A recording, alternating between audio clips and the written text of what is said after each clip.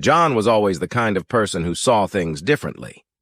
While most people in his small town were happy with their everyday lives, John's mind wandered to faraway places.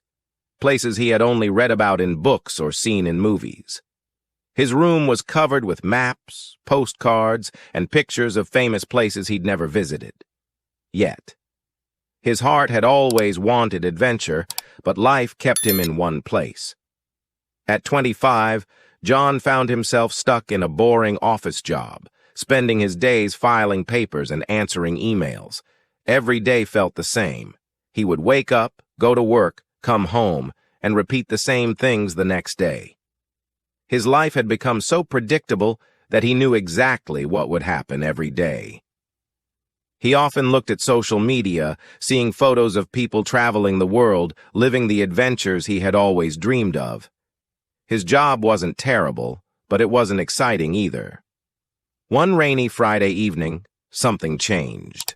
On his way home, John noticed a small travel agency on the corner, its lights still on. In the window was a large picture of the Eiffel Tower shining brightly in the Paris night. The words on the poster said, "The world is waiting." Something about those words pulled at John. He stood there in the rain, staring at the sign. The rain soaked through his jacket, but he didn't care. It felt like the world was trying to tell him something. Suddenly, memories from his childhood came back. As a kid, he would spend hours imagining himself in far-off lands. He used to sneak into his attic and read old travel magazines his dad had collected. He dreamed of exploring old ruins, swimming in clear blue oceans, and walking through busy city streets filled with people he had never met. But somehow, over time, those dreams had disappeared. As the rain began to stop, John's heart raced. Something inside him changed. He wasn't going to wait anymore. That night, when he got home, he didn't sit on the couch like usual. Instead, he opened his laptop and booked a one-way ticket to Paris. His hands shook as he clicked confirm. But for the first time in years, he felt truly excited. The next few weeks were busy. John quit his job, sold most of his things, and packed a single suitcase. His friends thought he was crazy.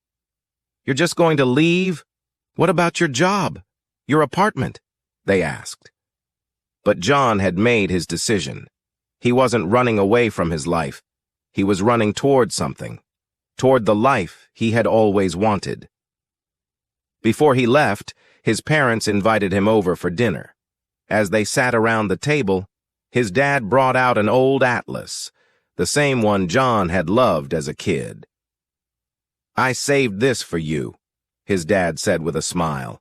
"I always knew you'd go out and see the world."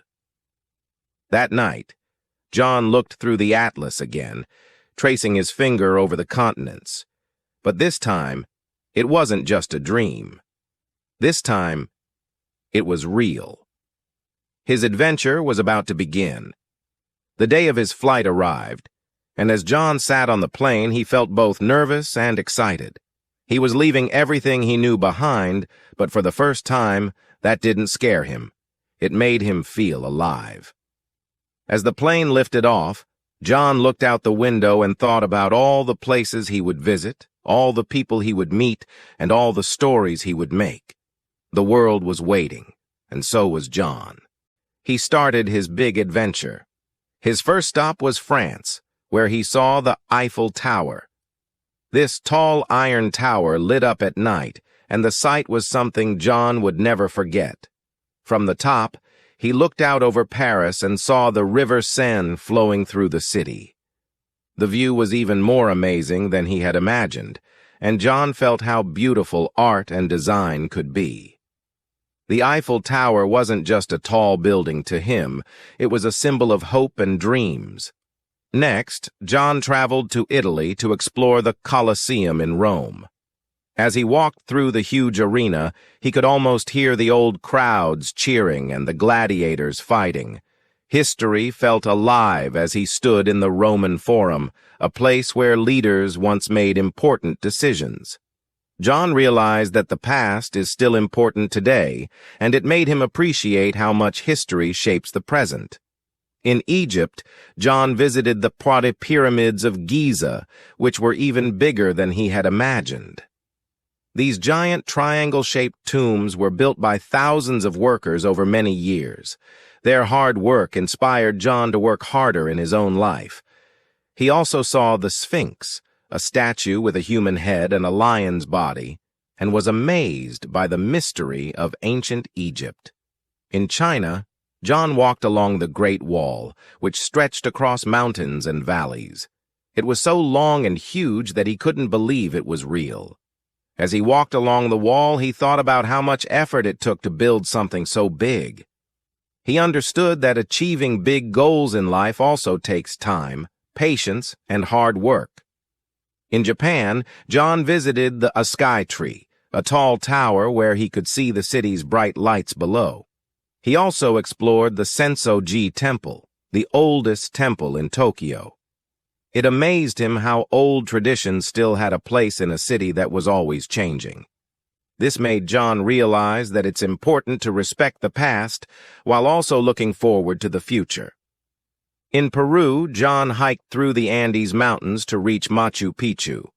This ancient city was built in harmony with nature, surrounded by green hills and valleys.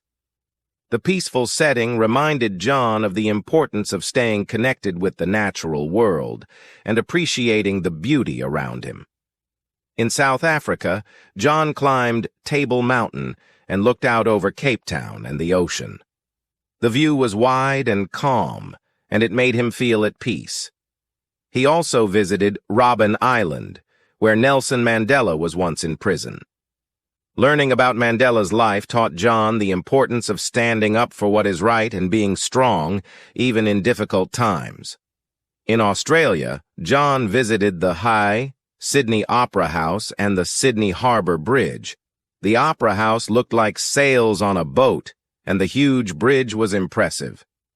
He took a boat ride around the harbor, enjoying the modern buildings and the beauty of the water. At Bondi Beach, he played in the sand and swam in the ocean, watching surfers ride the waves. This reminded him that life should have a balance between work and fun. John's next stop was India, where he visited the Taj Mahal. This white marble building was built as a symbol of love, and its story touched John's heart. It reminded him of the importance of love and care in both relationships and everything we do. In Dubai, John stood in front of the Burj Khalifa, the tallest building in the world. From the top, he looked out over the modern city and the desert beyond. The amazing design of the Burj Khalifa showed John how important it is to always look ahead and plan for the future.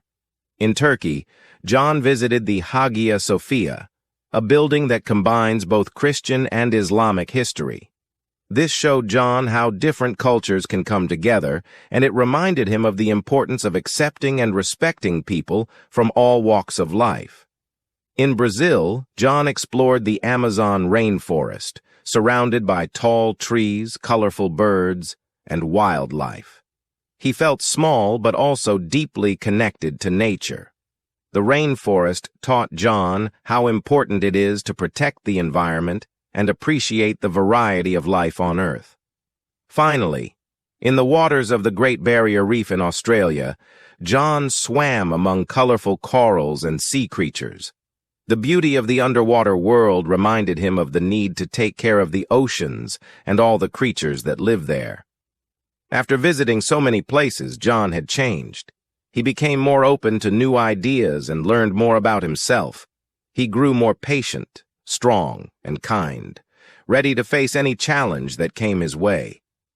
Most of all, John felt grateful for the places he had seen, the people he had met, and the lessons he had learned. His travels gave him a new sense of purpose, and he knew that his journey was just beginning. There were still many adventures ahead, and